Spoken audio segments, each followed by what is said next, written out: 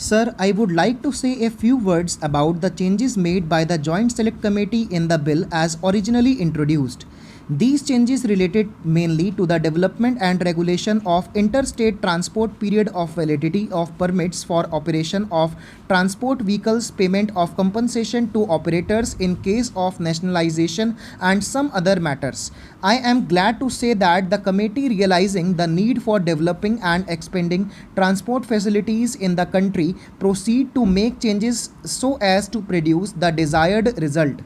The committee felt that the development of interstate transport is not such as can be taken care of solely by the state governments as was the case hitherto, and the time has come for the central government to step in and take powers to develop, coordinate and regulate the operation of transport vehicles in respect of areas or routes common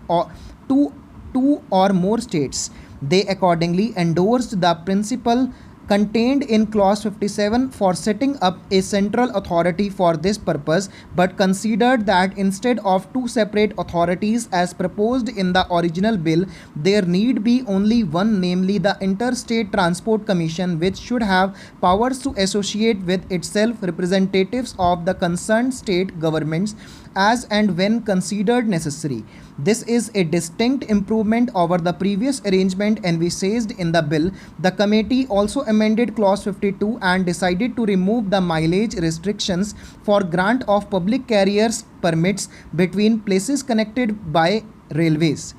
This will give greater freedom for movement of vehicles for interstate operation. As regards the period of validity of a permit, the committee was generally of the opinion that as the prices of vehicles had gone up, the operators needed security of business if they were to invest large amounts of money for providing transport facilities to the general public. One method of ensuring this, it was thought, would be by increasing the period of validity of permits, and another by doing away with the present provision of giving preference to applications for renewal of permits over new applications.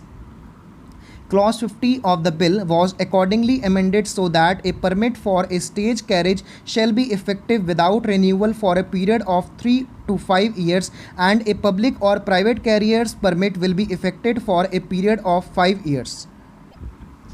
It was also decided to retain the original proviso in Section 58 of the Motor Vehicles Act that, other conditions being equal, an application for renewal shall be given preference over new applications for permits. In this connection, I may mention that the committee also made a provision in the bill that, other things being equal, the cooperative societies running transport services should be given preference over new operators. This preference for cooperative societies will to some extent help the policy of government to encourage the formation of viable units which it is considered can promote operational efficiency and better utilization of vehicles, leading to general economy. The question of payment of compensation to operators displaced as a result of introduction or expansion or nationalization of road transport services was discussed by the committee at great length. It was generally felt that the amount of compensation provided in the original bill was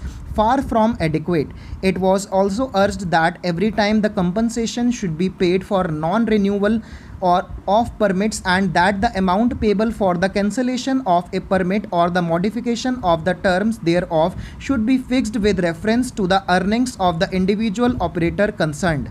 A view was also expressed that it should be obligatory on a state transport undertaking to acquire all the assets of a private operator in whose case permits were cancelled or the terms thereof were modified in implementation of a approved scheme for introduction or expansion of nationalized road transport services.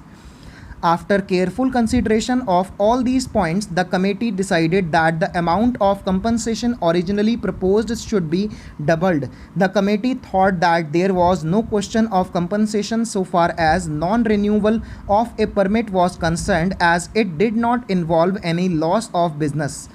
Compulsory acquisition of assets was also not favored, as it was feared that a good deal of unserviceable vehicles would be passed on to nationalized transport undertakings, and that would involve loss to the taxpayer.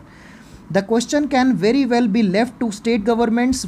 who would be willing to take over serviceable vehicles and other useful equipment from private operators by negotiation. The committee also amended Clause 37 to provide for directions being issued by state governments to the state transport authorities to grant